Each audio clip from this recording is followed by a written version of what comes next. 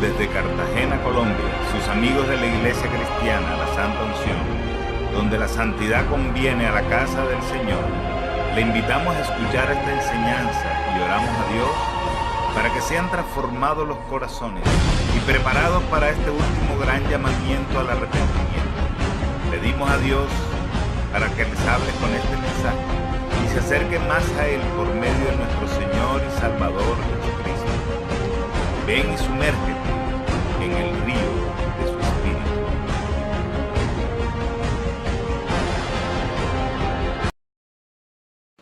Bien, ahora sí, primer libro de Reyes, capítulo 18, versículo 30. Dice la palabra de Dios. Entonces dijo Elías a todo el pueblo: acercaos a mí. Y todo el pueblo se le acercó y él arregló el altar que estaba arruinado. ¿Cómo estaba el altar en los tiempos de Elías, hermanos? Arruinado, diga conmigo, arruinado. Versículo 36, hermanos, salten al 36.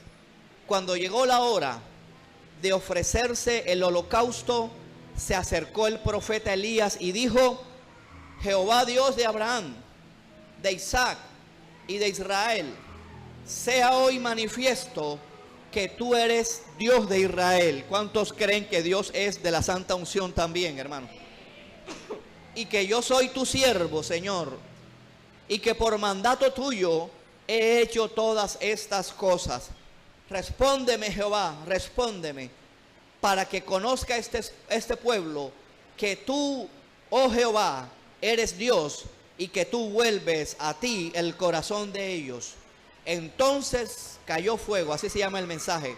Entonces cayó fuego de Jehová y consumió el holocausto, la leña, las piedras y el polvo, y aún lamió el agua que estaba en la zanja. Y viendo todo el pueblo se postraron y dijeron: Jehová es Dios. ¿Cuántos dicen Jehová es Dios? Jehová es el Dios. Entonces Elías dijo: prended a los profetas de Baal hasta que no escape ninguno. Y todos los prendieron, y ellos los prendieron, y los llevó Elías al arroyo de Cisón, y allí los degolló. Padre, en el nombre de Jesús, yo quiero pedirte, Señor, que esta palabra no sea una palabra más. Oro, Padre, para que así como Elías restauró el altar en su tiempo, así a partir de hoy quede restaurado el altar de Jehová en esta mañana, y las cabezas de los que hoy nos han hecho la vida imposible les sean quitadas por la palabra. En el nombre de Jesús, en esta mañana degollamos a los profetas de Baal y a los profetas de Acera. Viene un nuevo tiempo para la iglesia. Viene un tiempo de restauración de altares. Hoy comienza un nuevo tiempo para la iglesia, como al principio. Y si alguien lo cree, le da un aplauso grande a Jehová, porque Él es Dios, hermanos. Aleluya, hermanos.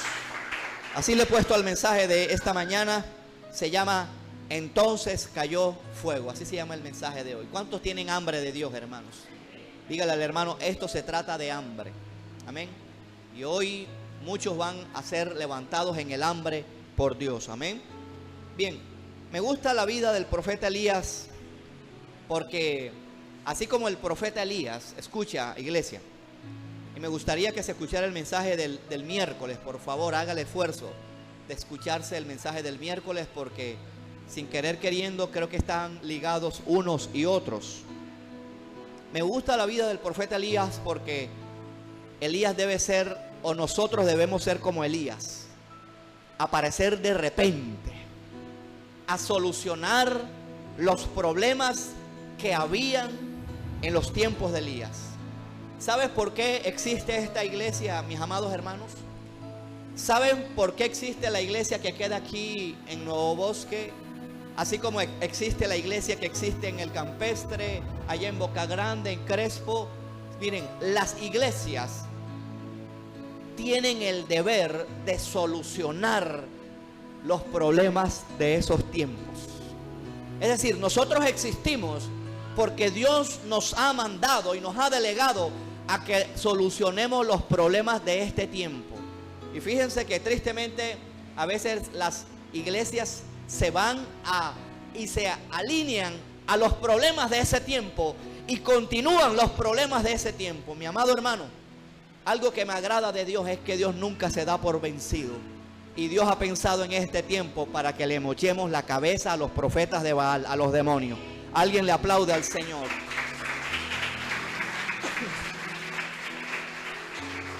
Si usted piensa de esta manera, hermano, yo creo que usted va a tener una mentalidad diferente.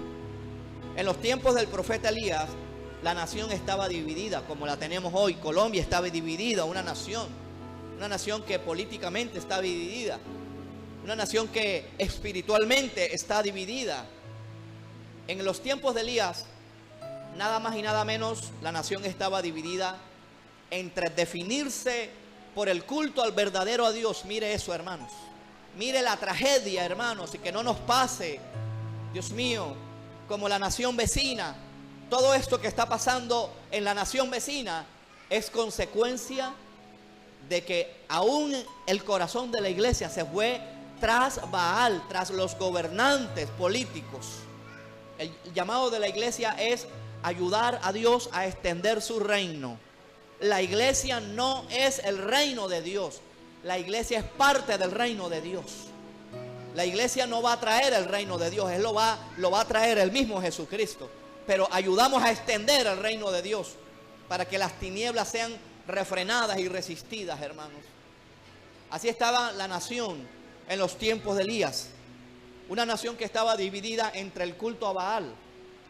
Era un culto perverso, un culto inmoral.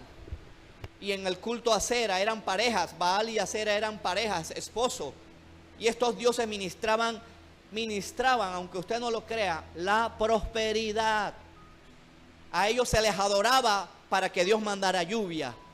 Hermanos, ¿será posible que la iglesia no se esté dando cuenta que quien está ministrando hoy a las iglesias se llama Baal? Era el mismo Dios en los tiempos de Gedeón. Muere Gedeón y le rinden culto a Baal Berit, al Dios de los pactos, a Lo.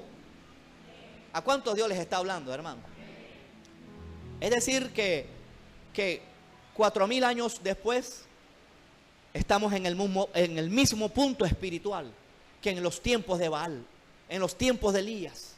Y Dios manda a Elías a que venga a solucionar ese problema, porque la nación de Israel había hecho pacto con el paganismo. La esposa de el rey Acab era Acera. Quien estaba reinando en este tiempo era Acab. Ayúdenme por favor, Jezabel, por favor, perdón, Jezabel. Y Jezabel era la que ayudaba a ministrar el culto a Baal y el culto a Acera. Allí mismo, hermanos, miren el desafío tremendo de Elías. Y es el desafío que tiene que tener la iglesia. Por eso no comparto una iglesia encerrada, hermanos. No comparto, hermanos, una iglesia que se acomode a lo espiritual. No comparto una iglesia que se quede en su casa. En el capítulo 18, ahí mismo, hermanos, en el versículo 19. Estos son los desafíos que la iglesia va a enfrentar en estos tiempos. Envía ahora pues y congrégame a todo Israel en el monte Carmelo. Subraye eso ahora, monte Carmelo. Y los 450 profetas de Baal y los 400 profetas de acero que comen en la mesa de Jezabel. Hermanos, Dios mío, Elías era de esa clase de gente, desafiante. ¿Cuántos son desafiantes en el Señor aquí, hermano? Con ese amén, hermano, no parece, hermanos. No parece. Fíjense, a veces hasta en el amén, a veces se puede notar el fuego que uno tiene por dentro, hermanos. Y no es para que ahora vayamos a evaluar, que depende al amén que diga. Pero hermano, aún en esas pequeñas cosas, y por eso le invito, escuches el mensaje del miércoles. No cree que para Elías le era fácil. No crean que la vamos a tener fácil en este tiempo. De hecho, que no ha sido fácil en los 5 años de la iglesia. No ha sido para nada fácil. Y los que ya llevan un tiempo aquí en la iglesia, yo creo que usted es testigo de esto, hermanos. Pero hermano, si no la hemos tenido fácil, eso me habla, así de sencillo, que las tinieblas se han levantado en contra de nosotros, pero Dios está con nosotros como poderoso gigante. Alguien le aplaude a esto, hermano. Así estaba Elías, así estaba la nación de Israel, dividida entre Baal, Acera y el verdadero Dios. Y así creo que pudiera estar sin darnos cuenta la situación de la iglesia. Y Elías vino a solucionar ese problema, a restaurar el altar que estaba arruinado. Cuando estoy hablando de altar, no estamos hablando de poner una mesa con un mantel y velones y poner el cuadro de la Virgen o de algunos santos o de alguna deidad falsa. Cuando estamos hablando de altar, estamos hablando de nuestro corazón. Elías es una figura de Jesucristo, hermanos. Y Jesucristo hoy, hermanos, quiere arreglar el altar arruinado. Cuando hablo de altar, estamos hablando del interés por Dios. Cuando estamos hablando de altar, estamos hablando del interés por las cosas de Dios. Cuando estamos hablando de altar, estamos hablando de pasión por Dios. Cuando estamos hablando de altar, estamos hablando de una vida entregada y de una vida rendida y de una plena comunión con Dios. Allá vamos a apuntar en esta mañana. Vamos a ver cuán arruinado está el altar a Jehová. ¿Cierto? Cuando podemos ver unos indicadores de que nuestro altar está arruinado. Y voy a mencionar algunos. Si hay falta de interés por Dios, indica un altar arruinado. Si no hay vida en lo que hacemos, hablo de en las cosas de Dios. Si venimos a la iglesia a congregarnos por cumplir un compromiso, el altar está arruinado. Alguien dice amén o ay, a esto. Si no hay amor por la palabra, no inventemos, hermanos. El altar está arruinado. Si no hay ardor por orar, el altar está arruinado. ¿Alguien me está siguiendo, hermanos? Si no hay deseos de avanzar espiritualmente, el altar está arruinado. Si hay estancamiento espiritual, el altar está arruinado. Si no hay, escuchen esto, deseo de ganar a los perdidos, el altar está arruinado. Alguien dice amén, hermanos. Si alguien cree aquí que primero yo, segundo yo y después Dios, el altar está arruinado. Si queremos solucionar las cosas profundas de nuestro corazón con formalismos evangélicos, el altar está arruinado. Creo que hay que congregarse, pero si usted viene a solucionar los problemas que usted tiene con venir a la misa evangélica, el altar está arruinado. ¿Cuántos se identifican con algunas de estas cosas, hermano? Para que se den cuenta, hermanos, de la responsabilidad que tenemos de tener las cosas en orden con Dios. Cuando estamos hablando de arruinado, estamos hablando de roto. Estamos hablando de despedazado. Podemos ayunar por cumplir, hermanos. Podemos orar por cumplir un requisito, pero eso no indica que el altar esté arreglado, sino que es un indicador de que las cosas están arruinadas. Miren, cuando una casa, digámoslo así, empieza a deteriorarse, empieza a caérsele a la pintura, porque la pintura no es eterna, ¿verdad? Allá afuera, el graniplast o lo que se pone afuera, cuando la casa empieza a desboronarse, nada sucede de un día para otro. O sea, hay señales de que una casa está arruinada. Aló, las goteras, aló. O sea, estoy hablando en el plano físico, hermanos, por favor, no nos vayamos más allá de lo que quiero decir. Telarañas, una telaraña no aparece de un día para otro, y si aparece, para que aparezca una mota grande de telaraña, ha debido pasar semanas y meses, pero nos dio pereza quitarla. Vimos una gotera en la casa y nos dio pereza arreglarla. Así hay goteras espirituales que han estado minando la vida con Dios, pero por descuido no las reparamos enseguida. Y aquí hay uno, Jesucristo, que hoy va a reparar el altar arruinado. Aleluya. Es para el Señor, hermanos. Y de pronto llevamos meses, días con el altar arruinado, hermanos. Teniendo conflictos para orar. Luchando para leer la palabra. Tirando una moneda para ver si vamos a la iglesia. Peleando todavía con el discipulado. Eso es muestra de que el altar está arruinado, hermanos. Si no hay vida en lo que hacemos, si nuestra vida cristiana se volvió un costumbrismo, es señal de que el altar está arruinado.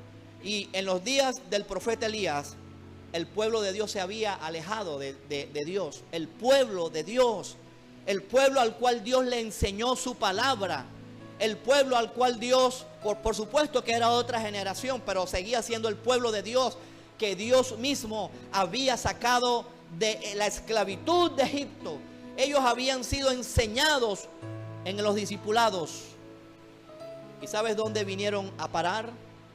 Ellos vinieron a cavar cisternas rotas que no retienen agua, y dejaron la fuente de agua viva. Miren, hermanos, esto le está pasando a la iglesia actual. La iglesia se está yendo detrás de fetichismo. ¿Sabes por qué? Porque el altar está arruinado. ¿Sabes por qué la iglesia va y está convencida de que Dios hace milagros dependiendo al dinero que uno le dé a Dios? Es porque el altar está arruinado, hermanos. No inventemos, hermanos. Por eso es que la gente en Semana Santa, hermanos, se abre más a Dios. Sencillamente lo hace porque el altar está arruinado, hermanos. Y ese es algo, hermanos, eso tiene que ser el ABC de la vida cristiana, antes y durante la vida cristiana. Tiene que haber una constante revisión de cómo está nuestra relación con Dios. O sea, hermanos, ¿qué tal que esto fuera de hacer una confesión en el pasado y ahora ya no tengo que hacer nada? Dios mío. Vea, por algo Jesucristo dijo que separados de Él nada podíamos hacer. Esto tiene que ser una revisión constante, continua de cómo estoy con Dios. Aleluya, apláudale que es para el Señor. Si lo logramos hacer, hermano, vea, difícilmente el altar se estará arruinado. Una semana que tú no leas la palabra, hermanos, vea, no te vas a condenar. Pero mis amados hermanos, agárrate para la otra semana, que de pronto el diablo te manda un dardo de enfriamiento para que ya pasen 15 semanas, 15 días sin leer la palabra de Dios. Así también podemos llevarlo a la oración. ¿A qué estoy haciendo por Dios en esta tierra?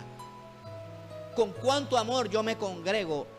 Usted es el que se tiene que revisar. Miren, no en vano, a raíz de todo esto, Dios quitó el portillo, las defensas. Dios quita la protección sobre el pueblo y permite que el enemigo se meta en el pueblo. ¿Cuántos me dicen amén, hermanos? Y cualquier parecido con la realidad es pura coincidencia. ¿Usted cree, no? Que no hay coincidencias en Dios. Así pasa. Cuando un pueblo es sometido al enemigo y es vencido por el enemigo, hermanos, el altar está arruinado. Podemos verlo individualmente o como iglesia, como lo quiera ver. A fin de cuentas, si sumamos los individuos, vamos a sumar y vamos a tener como resultado la iglesia. Básicamente, hermanos, como a manera de resumen, esta era la situación en los tiempos del profeta Elías. Elías aparece de repente. Elías no quiso aparecer para sacar un libro autobiográfico. Elías no apareció para ganar, aprovechar los 15 minutos de fama que él iba a tener. Me gusta cómo aparece Elías. Y hermanos, vea, creo, hermanos, que como iglesia de Jesucristo, independientemente que tengamos ministerio o no, creo que nuestra vida debe ser franca y sencilla. El único que debe recibir toda la gloria es el Padre, el Hijo y el Espíritu Santo. Y ninguno de los profetas se centran en que sepan acerca de ellos mismos, y mucho menos el profeta Elías. Aquí aparece el profeta Elías como Elías Tisbita. En otras palabras podemos decir Elías el del campo, Elías el poca cosa. Porque tenemos una misión aquí en la tierra y es glorificar a Dios y no a nosotros mismos, hermanos. Aleluya. Apláudale al Señor. Y este Elías Tisbita venía con un mensaje franco. Este Elías Tisbita no venía a vender el mensaje del evangelio, hermanos. A mí me da mucha preocupación que prefieran vender las predicaciones en las iglesias antes que colocarlas gratis por internet, hermanos. Están vendiendo el mensaje, vendiendo profecías, hermanos. Elías no venía a vender el mensaje. Elías venía a traer un mensaje responsable, un mensaje serio, un mensaje que confrontara, hermanos. Elías no venía a hacer reír a la gente a carcajadas a la iglesia. Elías trataba de hacer que la iglesia, que el pueblo de Dios se acercara más a él, hermanos. Elías tenía una palabra, hermanos, poderosa. Oraba para que no lloviera, no llovió por 3 años y medio, hermanos. Pero volvió a orar y volvió a llover. Dios mío, qué palabra. Ahora, ¿cómo era Elías? Santiago lo dice. Él era un hombre semejante a pasiones como las nuestras. Usted sabe lo que es eso, que el hombre que tenía las mismas debilidades que nosotros fue el que Dios utilizó para traer un mensaje de arrepentimiento y de santidad sobre la nación de Israel. Así que dígale al hermano, Dios te quiere utilizar a ti. No se lo creen, dígaselo de nuevo, Dios te quiere utilizar a ti. Así con el temor, así con la tartamudez, así con la timidez que tienes, Dios te quiere utilizar a ti. ¿Cuántos le dan un aplauso grande al Señor, hermano? Me llama la atención, mis amados hermanos, que los tiempos en que se desarrolla la historia que usted acaba de leer, nada más y nada menos que se desarrolla en un tiempo de idolatría. Conclusión, ¿qué logra la idolatría? Para que, hermanos, vayamos aterrizando, la idolatría logra que el altar se arruine. La idolatría logra que el altar se arruine. Hermano, yo no tengo ídolos, pero te quiero hablar del ídolo de tu familia. Aló. Te quiero hablar del ídolo de tus hijos. Aló. Te quiero hablar del ídolo de tu tiempo. Ídolo, porque es mi tiempo y es mi descanso. Y me parece una falta de respeto que el pastor convoque ayuno el festivo, porque es mi tiempo y es mi descanso. Ídolos que se han metido en el corazón de la iglesia, que no lo descubrimos a tiempo y por eso el altar se arruina. Constantemente tenemos que ir sacando ídolos, pateadas, a darle patadas. El ídolo de la tecnología, hermanos. Vea, hermano, yo lo he dicho innumerables veces. ¿Sabes por qué hay tanto cristiano con la cabezota en las selfies? ¿Saben por qué? Porque es una señal de los últimos tiempos. Pablo le dice a Timoteo que una de las señales de los últimos tiempos eran que los hombres iban a ser amadores de sí mismos, más que de las cosas de Dios. Es por eso no les importa estar de aquí para arriba desnudos. No es el caso de aquí, por supuesto. Pero aún a veces uno, hermanos, le escriben cristianos con el torso desnudo, hermanos. Porque el altar está arruinado y porque nosotros nos hemos convertido en ídolos. Nuestro cuerpo, este cuerpo que será lleno de gusano, se pudrirá. Y cuando se muera la persona y cuando se lo coman los gusanos, quedarán los huesos y las siliconas. Porque nuestro cuerpo se ha convertido en un ídolo, hermanos. Impensable que nos salgan gorditos, conejos. ¿Por qué? Porque la propia iglesia se está convirtiendo en amadores de sí mismo. Usted mire y evalúe la clase de fotografía que pone en la selfie. Usted es el que lo tiene que evaluar. Estos mensajes no se dicen normalmente, hermanos. No se dicen normalmente en la iglesia. Por el bienestar de la iglesia es necesario que se digan estas clases de cosas, porque a veces cuando las cosas no se dicen, todo está bien. Aún allá en el mundo se dice que una mentira bien dicha se convierte en una verdad. Por eso es que a veces hay que intervenir, hermanos. Antes que nos absorba el mundo, allá afuera nos está absorbiendo el mundo. Y todo lo que está allá afuera lo estamos aplicando acá a nuestra vida cristiana. El hablar, las mismas películas inmundas que se ven allá afuera, las vemos nosotros. El pueblo de Dios se ve la misma película, la misma porquería en la televisión, en cine, que el mundo. ¿Cuál es la diferencia? ¿Sabes por qué hemos llegado a esto? Porque el altar está arruinado, hermanos. Aleluya. Alguien le está hablando a Dios, hermanos. Me gusta esto porque esto sucede en el Monte Carmelo, como usted lo acaba de escuchar. La palabra Carmelo significa, no caramelo. La palabra, eso es lo que le están dando a la iglesia, caramelo. Carmelo significa jardín de frutas. Carmelo significa cosecha. Carmelo significa campo fructífero. Carmelo significa repleto de espigas. Miren, yo creo, hermanos, que Dios nos está viendo como carmelos, pero el altar está arruinado. Aló, hermanos. O sea, Dios nos está viendo con ese potencial de cosecha, de ser fructíferos, hermanos. O sea, no es que Dios te ha rechazado, pero Dios quiere arreglar el altar. ¿Cierto? A veces le podemos seguir el juego al diablo. No oro, soy un hijo del infierno, no me merezco estar al frente a Dios, pero Dios te está viendo a ti como un campo fructífero. Vas a fructificar, pero primero arregla el altar arruinado. Vamos, esta iglesia va a fructificar y Dios nos está llamando a arreglar el altar arruinado, hermanos. Eso es mucho pedir, hermanos. ¿De qué nos sirve, hermanos, como dice nuestro Señor Jesucristo, ganar al mundo entero si nos perdemos a nosotros mismos, hermanos? Dios va a arreglar el altar arruinado a partir de hoy con aquellos que están dispuestos, hermanos. Fíjense que este era un campo fructífero, pero no estaba dando fruto porque se había detenido la lluvia, hermanos. A alguien Dios le está hablando en esta mañana, hermanos. Se había detenido la lluvia por el altar arruinado.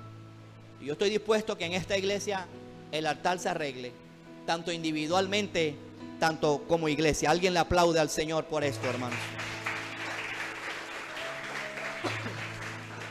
Elías se la pilló enseguida. Comprendió que el asunto no estaba en tener trabajo o tener un carro. El asunto estaba en mantener el altar arreglado. Mantener el altar arreglado, esta palabra significa en orden. Ahora, usted se pregunta, bueno, ¿qué hizo Elías? ¿Qué nos dice la Biblia de cómo podemos mantener el altar arreglado, hermanos? Arreglado. Acá dice, no nos distraigamos, ayúdenme con los niños, por favor. Número uno, hermanos, ¿cómo arreglamos el altar arruinado? Número 1, versículo 30, hermanos. Tan sencillo. Hermanos, que este mensaje no se convierta en entró por el oído izquierdo y salió por el oído derecho. Vamos a hacerlo individualmente y como iglesia. Y vamos a ver la diferencia, hermanos. Número 1, cómo Elías restaura el altar, hermanos. ¿Cómo vamos a restaurar el altar? Número 1, Elías le dice, acércate a mí. Número 1, acercarse a Dios. Y ahí mismo, obedecer. No nos podemos acercar a Dios y obedecer. Nótese que Elías le dijo al pueblo, acérquense. ¿Y qué sigue diciendo, hermanos? y el pueblo se le acercó. Esto me habla de obediencia. El pueblo no puso ninguna excusa. Está lloviendo, hace calor, hace sol, no hay aire, estoy pasando necesidades, no tengo para el transporte. Dios quiere obediencia. Si no hay obediencia, no va a haber restauración de altar, hermanos. Obediencia, sencillo, a su palabra. A su palabra, hermanos. Dios mío, tenemos este libro para que nos lo devoremos. Hermanos, empiece a leerlo, empiece a obedecer. Hermano, ¿voy a ser perfecto? No. Pero tampoco Dios te va a patrocinar el pecado. ¿Alguien aquí es perfecto, hermanos? Miren, cuando Dios dice que cumplamos un mandamiento, aún ni en el Antiguo Testamento Dios les estaba exigiendo perfección. Por algo estaba el sistema de sacrificio, porque Dios sabía que iban a pecar, que podían pecar, y de hecho que pecaron. Es igual ahora, hermanos. Dios no nos está exigiendo perfección. Primero, porque es imposible. Dios nos está exigiendo obediencia. ¿Cuántos descansan, hermanos? ¿Cuántos respiran profundo? Y Señor, gracias. Dios está exigiendo obediencia. Y cuando tú le eres obediente a Dios, cada día vas a perfeccionarte. Y el pecado que hacíamos ayer ya no lo vamos a cometer, lo vamos a aborrecer. Esto no es licencia para pecar. Dios aborrece el pecado. Entonces, ¿cómo vamos a restaurar el altar si no obedecemos?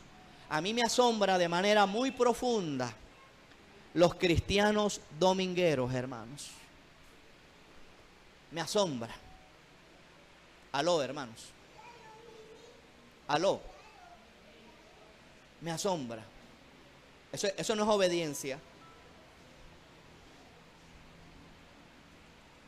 Yo no sé, hermano, sentí un ruido raro.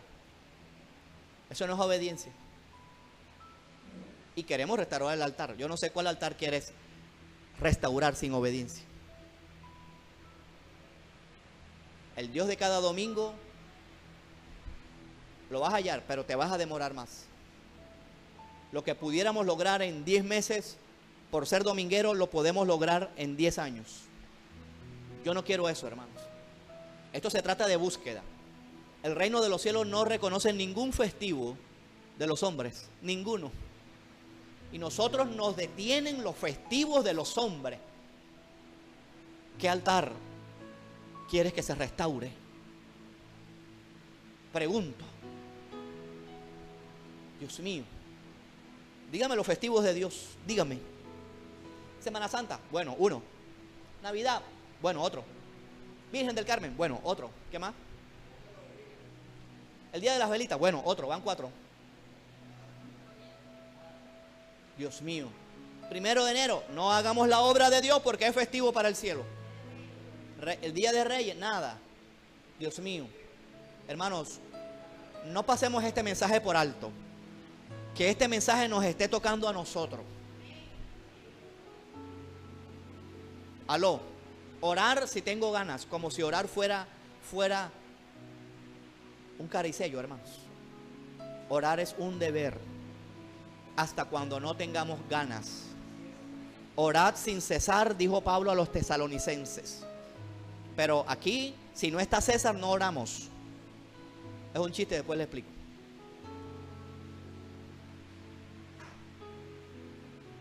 Obediencia, Dios, obediencia, hermanos. Por eso aquí está de primero, acérquense. Aquí está. Y ellos se acercaron. No dijeron ni mu, obediencia. Miren cuántas veces no posponemos a Dios, hermanos, por nuestros sentimientos. No es fácil orar a las 2 de la mañana. Que interrumpas el sueño. Y como un día lluvioso como hoy, hermano, mejor me quedo en la casa. Y que la sábana me cubra. El que habita al abrigo de la sábana morará bajo la sombra de la sábana. O sea, ¿qué quieren, hermanos? ¿Ah? Queremos que Dios nos bendiga. Miren, hermano, a mí me suena que pudiera haber gente en la iglesia que quieran que Dios les perdone sus pecados, pero ellos no tener ningún compromiso con Dios. ¿Sabes qué les dice Dios? eso que usted está pensando. Ay, Dios mío. Vea, hermano, vea. No tenemos idea, hermanos, de lo que Dios quiere con nosotros. Dios quiere una entrega total. ¿Cuántos le aplauden a Dios por esto, hermanos?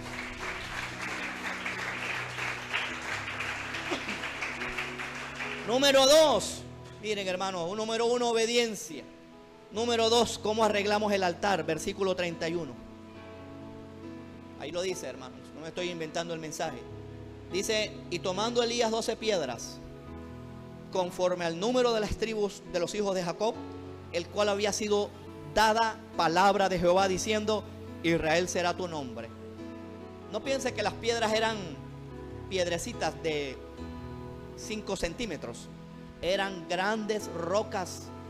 Los altares de la antigüedad, cuando estamos hablando de altar, no era una mesita con el velón, con la imagen de la Virgen.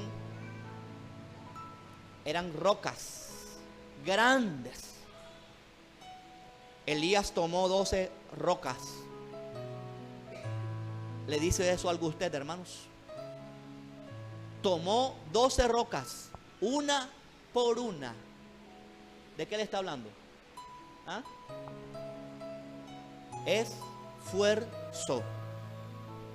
Pero también podemos, digamos aquí, proceso. Porque las tocó ir a buscar una por una. O sea, te tocará revisar la oración. La roca de la oración te tocará revisarla. 1. La roca de la palabra de Dios te tocará revisarla una por una, traerla. ¿Cómo está esta roca? Nótese que las rocas se dejaron mover. Aló. La roca eres tú. Pablo nos dice que nosotros somos piedras vivas, no piedras petrificadas. El que no hace nada se quedará petrificado como una roca. Al menos se dejaron cargar, hermanos. Pero a veces hay gente que ni cargándolo hacen algo. Porque tienen el altar arruinado y no están dispuestos a que ni siquiera Dios los arregle. Dios mío, tras que lo están llevando cargados, hermanos. Hermanos, póngase en el papel de Elías. Fue a buscar a la roca. La roca se dejó cargar. Aquí estoy, aquí me quedo. Aló, hermanos. Aquí estoy en la oración y aquí me quedo. Aquí estoy, aunque vengan ríos, tormentan, tempestades y golpeen contra la roca, contra la casa no caerán porque estoy cimentado sobre la roca. Aleluya. Elías le tocó ir a buscar roca a roca. Esto me habla también de un proceso, porque le tocó caminar, le tocó esforzarse, hermanos. Si queremos pensar que la vida con Dios es sin esfuerzo, ni pío. Ni pío. Esto es de esfuerzo. Usted vino con lluvia, gloria a Dios.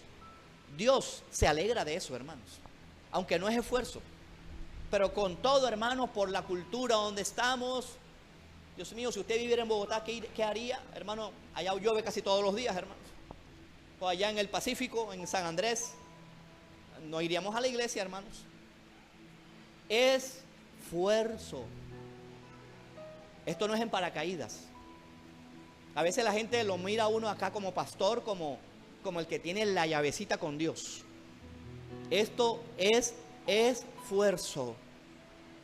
Ustedes creen que a veces yo no peleo con orar, hermanos. Ustedes creen que yo soy un ángel. Ustedes creen que yo tengo alas.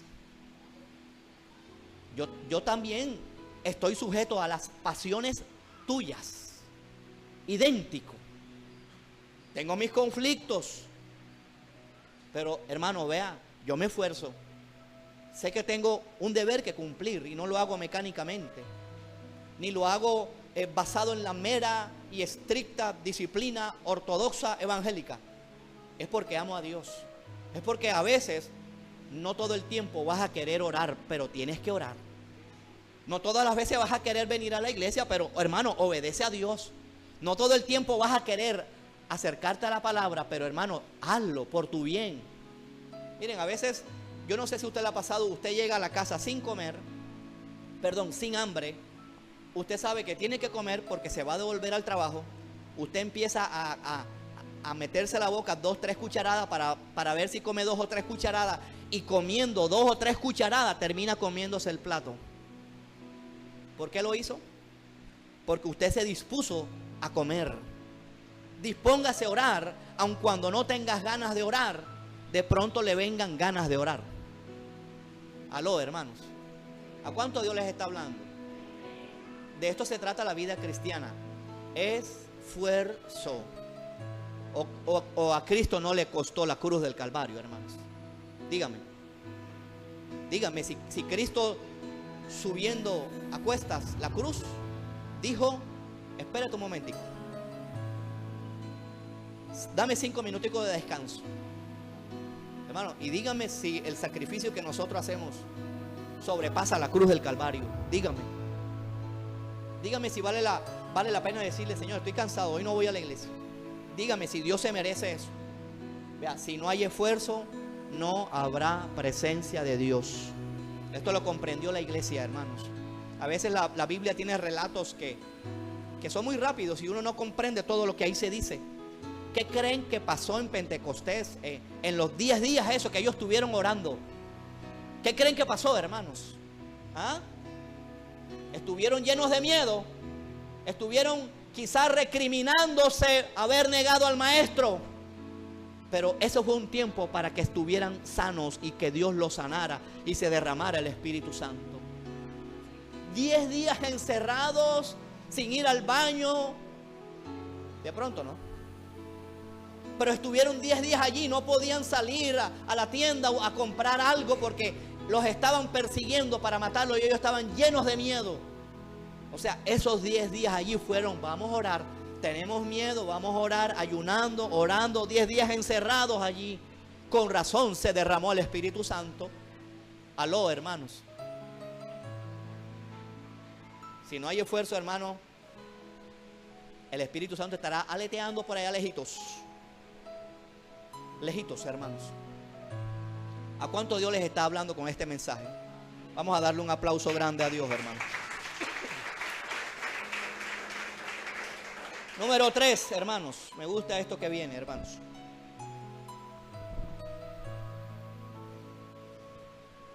Número 3, versículo 32. Dice: edificó con las piedras, hermanos. Tú eres piedra viva. Aunque te saquen la piedra, eres piedra viva. Conforme al número de las tribus. Perdón, versículo 32. Edificó con las piedras un altar. O sea, ya las edificó. Después hizo una zanja alrededor del altar. ¿Sabe lo que es eso? Estaba el altar. Vamos a suponer que el altar fuera este atril, ¿verdad? Hecho de piedra. Se logró hacer esta altura.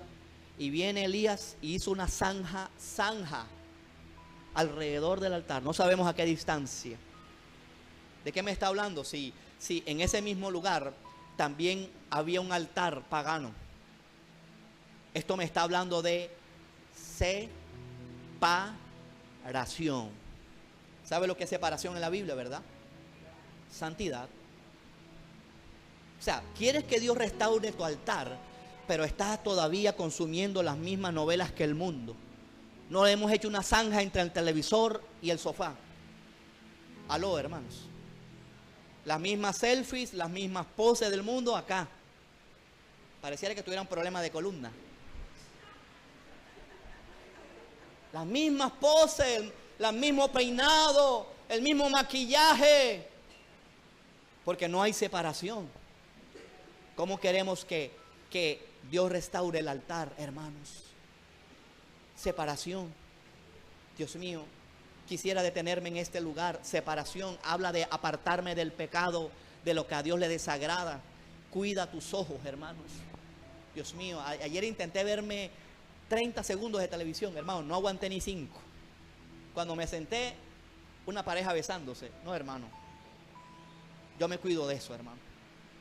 Usted verá lo que hace. No piense que le quiero imponer nada, es por su bien. Al menos para que tenga argumentos, a ver qué hace de aquí en adelante. Si usted lo quiere hacer, es su problema. Pero Dios está demandando ser distinto. Separación es ser distinto. Al menos, digámoslo así, físicamente, La tierra era separada, la tierra de allá, del paganismo, era separada con la tierra donde estaba el altar de Jehová. ¿Dónde está el altar de Jehová si no es tu corazón? Nuestro corazón no puede ser igual al de allá afuera. Dios quiere separación. Diga conmigo, separación. No mezclarse con el mundo, hermanos. Y tiene que haber distinción entre lo santo y lo profano. Lastimosamente, hermanos, estamos en un tiempo donde la gente inmunda del mundo es la que está blasfemando de Dios por culpa nuestra. Dios mío, no creo que aquí a alguien le dé pena ser cristiano, pero yo no sé si te es fácil decir soy cristiano por tanto ataque que hay allá afuera, el mal testimonio dentro de la iglesia. Y a veces la gente no ve a la persona, ve la iglesia donde tú vas. Y como tú vas allí y tú te comportas así, yo no voy a tu iglesia. Y ahí el enemigo va ganando ventaja y se le va cerrando el corazón. Y esas cosas están impidiendo que sean salvas y se conviertan. Porque no hay separación. Porque queremos ser cristianos y a la vez ser del mundo, pero elegantes, sin pecar. Es imposible, hermano. El que se constituye en amigo del mundo se constituye en enemigo de Dios. ¿Qué vamos a elegir, hermanos? No puede haber altar restaurado si no hay separación. Número 4.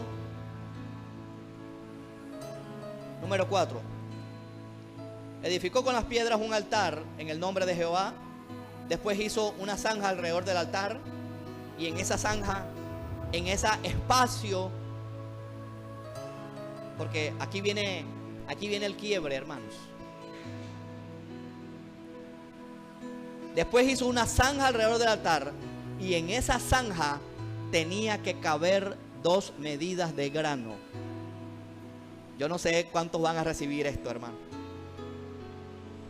Mira lo que te voy a decir. Mucha gente no ha hecho esta relación.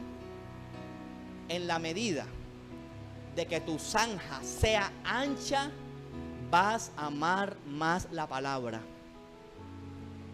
Ahí está la clave de por qué mucha gente no ama la palabra. Porque la zanja que hicieron, la hicieron con un exacto. Y ya. Ahí cabe el grano. El grano es la palabra. ¿Quieres que Dios restaure tu altar? Ese vacío, escucha.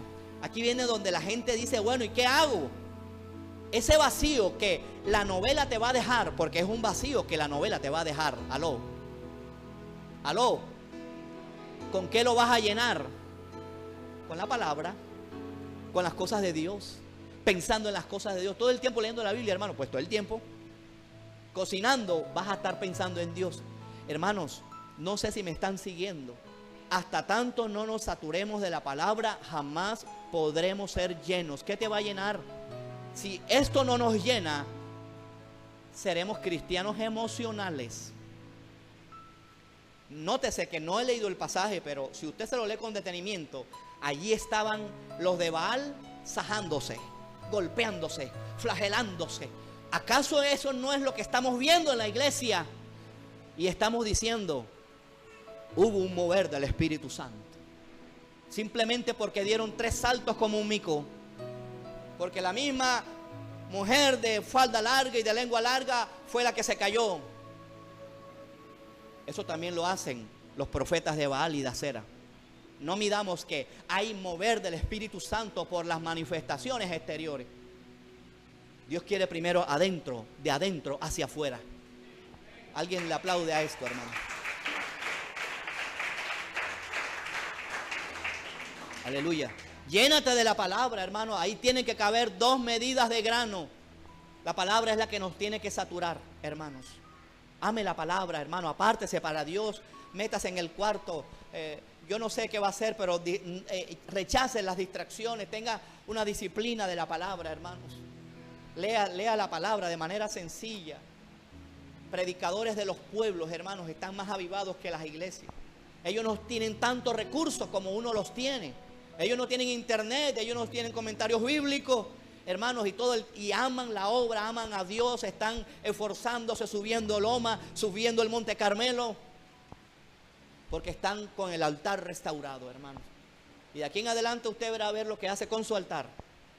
Si lo descuida, lo deja llenar de telarañas, o lo tenemos arreglado y lo tenemos ordenado. Amén. Número 5, versículo 33. ¿Cómo restauramos el altar, hermanos? Dice, preparó leña, tengo hambre.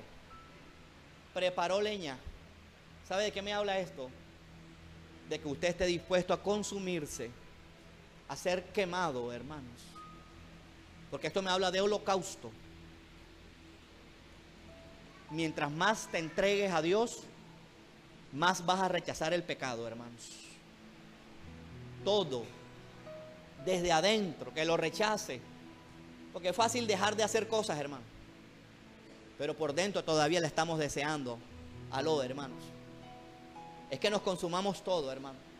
Que cada pensamiento esté rendido a Dios. Que podamos ir por la calle libremente, sin esa presión de estar devolviendo la mirada. De que puedas ir a un centro comercial libremente y que no te quedes mirando a ese maniquí. Dios quiere consumir todo. El pecado. Nada, que nada le pertenezca al diablo. Cuando uno se consume todo, está muerto, hermanos. La gente que lo creman está muertas. El fuego no le hace nada al muerto. Así también debemos estar muertos al pecado. El pecado, si el pecado le da 2 patadas al muerto, el muerto no hace nada porque está muerto. Aló. Si el vecino te pone la lengua, tú no haces nada porque estás muerto. Aló. Nos hace falta morir, hermanos. Hermanos, yo creo que hoy tiene que haber ese sentido de consumirme. Pensamientos, la lengua, el corazón. ¿Qué cosas hay todavía que se necesitan consumir? Arder, ¿verdad? Si hay fuego, hermano, le insisto, escúchese el mensaje del miércoles. Arder. Antes que una persona alumbre, tiene que arder, hermanos. Hoy en día, hermanos, los que quieren ministerio quieren es alumbrar antes que arder. Y si no hay primero gente que arda, lo que vamos a tener es predicadores y pastores que le gustan ser alabados. Escúchese el mensaje del miércoles, hermanos. Número 6. Ahí mismo lo dice, ¿verdad? Preparó leña y cortó un buey en pedazos. Esto me habla de la cruz de Cristo. Restauración de altar. Volvámonos a la cruz, hermano. Volvámonos a pedirle a Dios perdón por nuestros pecados. Volvamos a lo que significa la cruz. Significa muerte. La cruz no es estar sobre las olas, hermano. Esto es muerte. Usted sale de aquí más muerto que vivo de la iglesia. Me doy por bien servido. Con el deseo de cambiar, estoy hablando, me voy por bien servido. Con el deseo de mejorar las cosas que están caídas, la falta de oración, la falta de amor por la palabra, me doy por bien servido y el cielo se alegra. Eso quiere decir que te fuiste muerto de este lugar y que esta palabra hizo efecto en tu vida, hermanos. Gloria al Señor, hermano. Cortó el buey en pedazos, hermano. Número 7. Restauración del altar, hermanos. Ahí mismo en el versículo 34. Dice que cortó el buey en pedazo y lo puso sobre la leña, holocausto. Versículo 34 dijo: llenen estos 4 cántaros de agua, derrámenla sobre el holocausto y sobre la leña. Y dijo: háganlo otra vez. Y otra vez lo hicieron. Y dijo aún: háganlo otra vez. Y lo hicieron la tercera vez. Versículo 35, ¿qué dice? ¿Qué dice el versículo 35, hermano? Léalo para usted. De manera que el agua corría. ¿Quién es el agua en la Biblia, hermano? El Espíritu Santo. ¿De qué nos está hablando? Se nos dicen llenen la zanja. Buscar ser lleno del Espíritu Santo. ¿Ustedes creen que por venir a una iglesia cada 15 días o una vez a la semana, usted es lleno? Se llenará cada 7 días, hermano. Usted viene a orar los domingos, se llenará cada 7 días. Hermano, es más fácil llenarse todos los días que llenar el tanque una vez a la semana. Nosotros somos como los carros, hermanos, como los vehículos. Toda la semana, al menos 2 veces a la semana, tenemos que ir a la gasolinera a echarle gasolina. Bueno, los que tienen para tanquear toda la semana, pero uno que tiene para 10,000 o 20,000 toda la semana, es mejor así, hermano, porque eso nos hace depender de Dios. No ser autosuficiente cuando usted se cree que está lleno y que no necesita a Dios, hermanos. Acá dice la Biblia que llenaron 4 cántaros de agua. De esto voy a hablar el próximo festivo de mayo. Hermano, que nadie se pierda este ayuno. Voy a hablar acerca de las características del bautismo o de la llenura del Espíritu Santo, hermano. No se lo pierda. Número 8. Obviamente que esto también nos habla de una vida consagrada, ¿verdad? Si estamos llenos, estamos consagrados a Dios. Número 8, versículo 36. Dice, cuando llegó la hora de ofrecerse el holocausto, se acercó el profeta Elías y dijo, Jehová, Dios de Abraham, de Isaac y de Israel, sea hoy manifiesto que tú eres Dios en Israel, hermanos, y que yo soy tu siervo, y que por mandato tuyo he hecho todas estas cosas. ¿Qué hizo Elías? ¿Cómo se llama esto? Oración. Si no hay oración, no hay restauración de altar. Miren, tan sencillo, hemos hablado de la palabra, de ser lleno, de orar. Estas cosas vitales van a hacer que seamos llenos del Espíritu Santo, que tengamos el altar restaurado. Aquí Elías oró y nótese que pidió orando que primero que fuera manifestado que él era el Dios de Israel y que él era su siervo, y le oro a Dios para que así sea. De pronto alguno está esperando a que caiga fuego literal, pero el fuego está por dentro del Espíritu Santo. Si eso se logra hacer hoy, de que tú vas a salir de aquí cambiado, entonces Dios es el Dios de la santa unción y yo soy su siervo. Alguien le aplaude a Dios por esto, hermano. Mire cómo oraba Elías. Respóndeme, Jehová, respóndeme, para que este pueblo conozca que tú, Jehová, eres el Dios y que tú vuelves a ti el corazón de ellos. Que bueno, que él volvía a ti el corazón de ellos. O sea, Dios es el que tiene la facultad de que nuestro corazón se vuelva a él si hacemos estas cosas, hermano. Olvídate que si tú estás orando, tú vas a seguir siendo indiferente con Dios. Olvídate. Olvídate que si te acercas a la palabra vas a andar como si nada. Estoy seguro que si te humillas en oración, cuando leas la palabra, Dios va a hacer que te vuelvas a él. Entonces, consecuencia. No inventemos. Esto no está de primero. Esto está de último. Hermano, si esto lo hacemos, en nuestra vida va a caer fuego de Jehová. Nuestra vida va a arder. No nos van a empujar a hacer las cosas. Sencillo. Entonces cayó fuego de Jehová y consumió el holocausto, hermanos. Eso va a suceder esta mañana. Consumió la leña, las piedras y el polvo, y aún el fuego le pasó el lengüetazo al agua que estaba en la zanja. Dios mío. Viéndolo todo el pueblo se postraron y dijeron, Jehová es el Dios. Jehová es el Dios. ¿Cuántos creen que Jehová es el Dios? Y lo último, hermanos,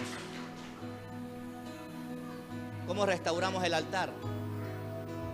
Haciendo morir a lo que Dios le desagrada. Nótese que dice que les cortó la cabeza a los profetas de Baal. Entiendo, hermanos, es mi opinión personal, si usted quiere creer otra cosa. Allá habla de 450 de Baal y 400 de Acera. Yo no creo que por el contexto Elías haya dejado vivo a los de Acera. Para mí aquí, cuando habla de los profetas de Baal, aquí se incluyen los profetas de Acera. Es mi opinión personal, hermano. Entonces Elías les dijo, poned a los profetas de Baal para que no escape ninguno, hermanos. Eso hay que darle muerte. ¿A qué cosas? Tú lo sabes. Tú lo sabes. ¿A qué cosas tú vas a dar muerte? Es cortándole la cabeza. Espiritualmente hablando. A los demonios. a los demonios, a las cosas que se levantan. Vamos a cortar esto y voy a hacer un pare. Esta situación de yo no estar orando, que yo estar orando cada 15 días, eso se tiene que detener. Esta situación de yo ser un pico y placa evangélico se tiene que detener. Vamos a cortarle la cabeza a esto. Si no, hermano, eso se va a volver a levantar con más fuerza. Oiga, hermano, ¿cuántos quieren restaurar el altar aquí? Aplaude ahora. Aplaude ahora. Porque, hermano, vea, si esto está aquí en este orden y después dice, Elías ora por la lluvia, hermano, vas a estar avivado. Pero si en el versículo capítulo 19 me dice que Elías huye a Oreb por las amenazas de Jezabel, hermano, vienen ataques del enemigo. Aló. Entonces, quiero restaurar el altar, pero sin represalias del infierno. Así no funciona el reino de Dios. Cada vez que, mira, hermano, vean, no se te haga raro que te dispongas hoy a orar, a buscar más a Dios, a levantarte más de madrugada y mañana mismo tengas un ataque por esta palabra. Porque a Jezabel no le gusta que la gente se sacuda del yugo de la idolatría, del tiempo, de la familia, de mis hijos, de mi trabajo. Sacúdete. Y vamos a esperar respuesta, hermano. Así que ese aplauso espero que incluya la represalia que viene, que te vas a mantener firme en contra de las acechanzas del enemigo. Miren cómo menguó el aplauso, hermano. Miren cómo menguó el aplauso. Yo lo sabía, hermano. Así que, hermano, va a venir ataques, hermano, que venga, pero yo prefiero los ataques que yo esté en fuego, que yo esté apagado. Así que los demonios que vengan, que se aguanten. Hoy le cortaremos la cabeza a los 450 profetas de Baal y a los 400 de Acera. Eso es lo que no te deja orar. Eso es lo que no nos deja volcarnos al Dios verdadero. Claro, como el reino de las tinieblas nos quiere tener oprimido, entonces el reino de las tinieblas se va a vengar. Ahí es cuando Elías se va para la cueva. Y ahí es cuando, hermanos, tristemente Elías ha podido seguir el ministerio, es reemplazado por Eliseo. Dios mío, Dios nos guarde que por el miedo, que por la cobardía, de una mujer, hermanos, perdone lo que le digo y le seré muy franco en esta mañana. Si usted pelea con su novia, usted debe venir a la iglesia. Y si usted pelea con su esposa, también. Aló, hermanos. Esto no es permiso para seguir así. Esto es esfuerzo, porque el diablo se mete por cualquier lugar. Entonces, gente así no es apta para el ministerio. Así que hoy nos vamos a sacudir de todo eso. Que no tengamos plata, que se quede el diablo allá en la casa, en la calle. Pero yo voy a adorar a Jehová. Alguien le aplauda a Dios por este mensaje, hermanos. Vamos a orar, hermanos. Póngase de pie, por favor.